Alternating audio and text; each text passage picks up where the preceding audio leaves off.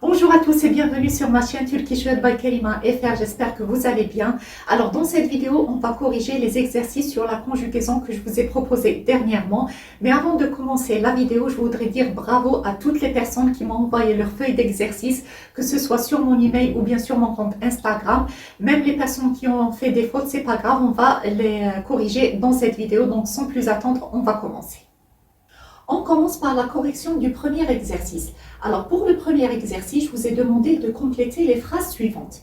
Alors, pour la première phrase, j'ai mis « Je veux aller à la mer », qui veut dire en langue turque « denize gitmek », c'est-à-dire « denize » c'est « à la mer ». Ici, on a voulu exprimer une direction, c'est le directif ici par le « et ». « Denize gitmek » c'est « aller » et « je veux » c'est « istiyorum » du verbe « istemek ».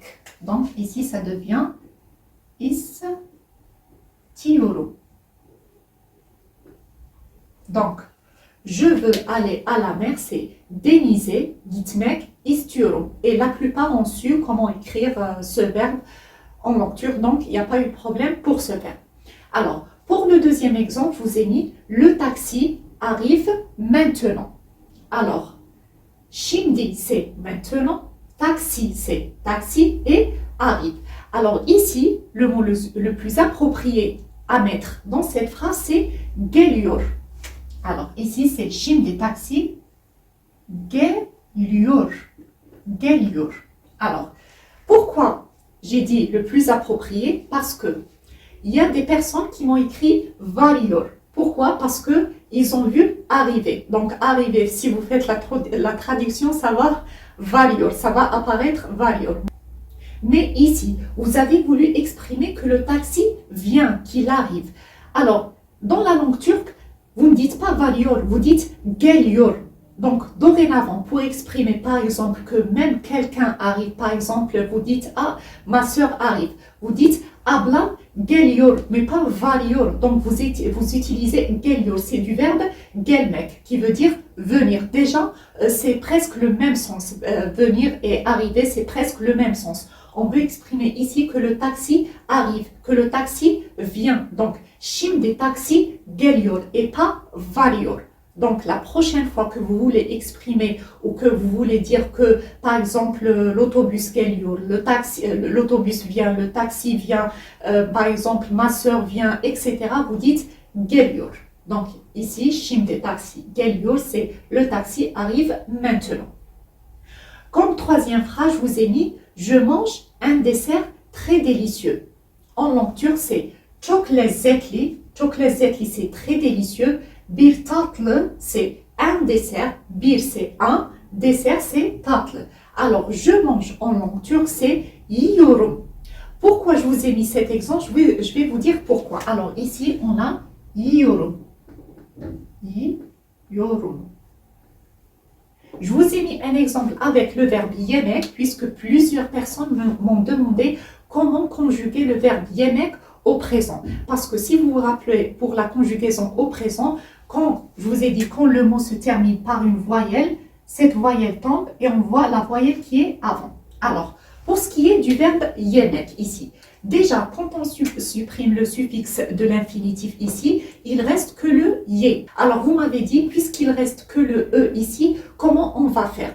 Alors, c'est très simple. Ici, puisqu'il n'y a pas d'autres voyelles avant, vous allez prendre en considération cette voyelle. C'est-à-dire que le e, vous allez voir dans la règle de l'harmonie vocalique, la deuxième règle, à quoi correspond. Et le e correspond au i, vous le savez. Donc, quand le verbe, la base verbale se termine par une voyelle et qu'il n'y a pas d'autres voyelles avant, donc vous prenez en considération cette voyelle. Donc le yemek devient yiyorum, je mange, yiyorum, yiyorsun, o yiyor.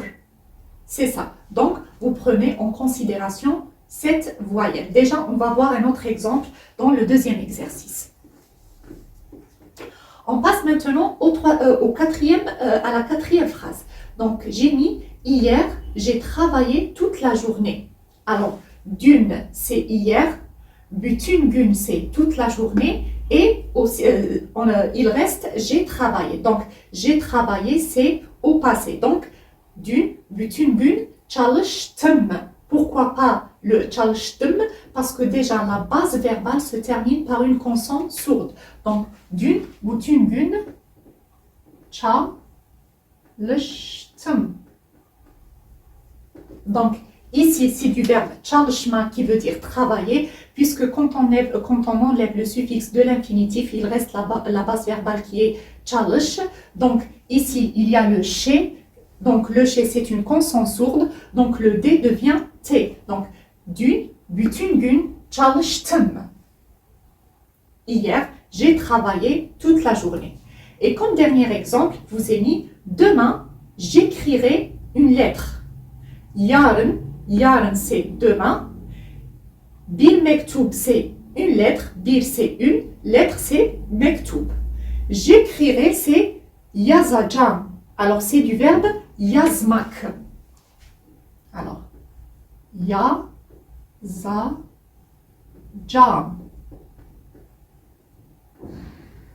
Donc, quand on enlève le suffixe de l'infinitif du verbe yazmak, ça devient yaz. Donc, la dernière voyelle est une voyelle dure, donc on utilise le acak. Et pour la première personne au singulier, ça devient yazacağım. J'écrirai yazacağım. Donc, yarın bir mektup yazacağım. Demain, j'écrirai une lettre. On a terminé avec la correction du premier exercice. Maintenant, on va passer au deuxième exercice. Pour le deuxième exercice, je vous ai demandé de conjuguer ces deux verbes au présent actuel. Alors, il y a le verbe demek, c'est le verbe dire, et le verbe anlatma, qui est le verbe raconter. Donc, ici, le verbe demek. Quand on enlève le suffixe de l'infinitif qui est le mec, il reste tout juste le D, qui est notre base verbale. Donc, puisqu'il n'y a pas d'autres voyelles ici, donc on va prendre en considération la voyelle qui est le E. Donc, le E correspond au I dans la deuxième règle de l'harmonie vocalique. Donc, ça devient ben diyorum. Donc, s'il y avait une autre voyelle avant, on va prendre en considération la voyelle qui est avant. Mais ici, puisque la base verbale se termine par la voyelle E et qu'il n'y a pas d'autre voyelle avant, donc on prend en considération cette voyelle. Donc, ça devient ben diyorum, sen diyorsun, o diyor, biz diyoruz, siz diyorsunuz et onlar diyorlar. Donc, ici, on a conjugué le verbe demek au présent actuel dans la langue turque. Et on passe à notre deuxième verbe qui est le verbe anlatmak, qui veut dire raconter. Donc, ici, quand on enlève le suffixe de l'infinitif, la base verbale est anlat. Ici, la dernière voyelle de notre base verbale est le A. Donc, le A correspond au E dans la deuxième règle de l'harmonie vocalique. Donc, après le T vient la voyelle E. Donc, ben anlatıyorum. Sen anlatıyorsun. O anlatıyor. Biz anlatıyoruz. Siz anlatıyorsunuz. Onlar anlatıyorlar. Donc, on a conjugué ces deux verbes au présent actuel dans la langue turque. On passe maintenant au troisième exercice. Alors, comme troisième exercice, je vous ai demandé de conjuguer ces deux verbes au passé défini. Les deux verbes sont les verbes düşmek, qui veut dire tomber, et le verbe duymak, qui veut dire entendre. On commence avec le verbe düşmek. Alors, düşmek, quand on enlève le suffixe de l'infinitif, la base verbale est le düş. Ici, la base verbale se termine par une consonne sourde, donc le D devient T. Donc, ça devient ben düştüm, sen düştün, o düştü, biz düştük, siz düştünüz et onlar düştüler.